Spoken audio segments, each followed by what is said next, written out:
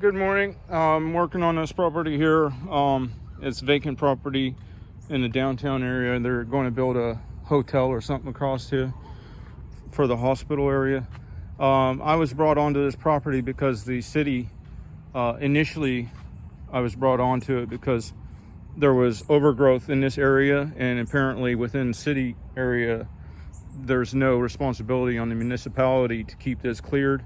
So I worked really hard to keep this cleared, and therefore was able to secure an account that gives me some route flexibility, because this being vacant, I can mow it as I need. I can add it to something to make something make sense, or subtract it from a route if things are going poorly. And things like that you get when you do the vacant ones. But so I did an initial investment of getting that cleared out, and my business model is that I'm high volume, low margin. That means I got to get on to the next one. I don't make a whole lot on each property, and that's kind of the way it goes in the area that I'm at. But what's frustrating is they have contractors coming in here and doing some work, like they put a new roof on over there and stuff. And some of the contractors apparently are just doing stuff like this, where they've trimmed those branches and then just left them lie.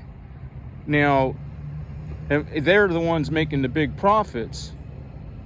And it seems as if this happens on multiple properties. And I'm trying to figure out a way to address the issue with the owners. I'm probably just going to explain it. My business model doesn't support picking up after high profit contractors that just want to do half their job and leave their debris lying. The problem with this is, if you can't mow it, then you're going to lose it. So I'm not going to be willing to do a second time of doing stuff that is hard on my mower and or me to clean this up if this lies for too long and the trees and the undergrowth starts growing back up in it. And I obviously can't mow it the way it is. The way it works here, if you can't mow it, you lose it, and it becomes not a lawn issue, it becomes a tree issue. And I don't do tree work, and if I did, it would be a lot more than what I charge for lawn work. So that's an issue that probably a lot of people will have to deal with.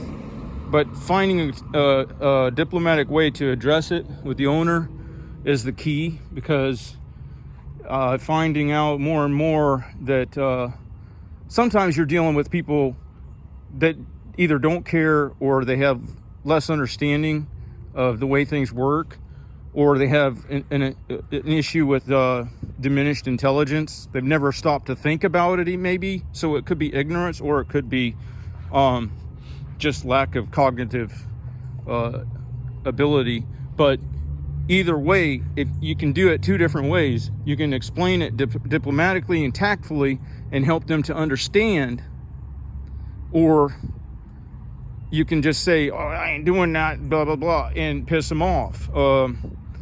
The problem is, you got to have a way to explain it diplomatically and tactfully to make them understand, without using too much of your time. Because if you're using as much time to understand it, to make them understand, as you would go pick up the brush, you might as well freaking pick up the brush. And I'm not going to keep doing that, because it just keeps happening, not only on this site, it's happening, all the way across the board. And I'm not here to be a cleanup guy for the people who are going in and making 20 grand in a weekend to do a roof. Not when I'm here to make $30 or $40 on a cut. So, and then I have to deal with their nails and stuff in the grass. So that's the scenario that I run into a lot. If you guys have any suggestions on how to bring the issue to their attention with some results, then let me know. But the obvious thing that most people, in the way that they do lawn service, would be to say to the customer, "Hey, that was the issue before when I came on, and the county was giving you tickets and everything, or the city, and it's going to happen again because somebody has cut limbs and left it lie.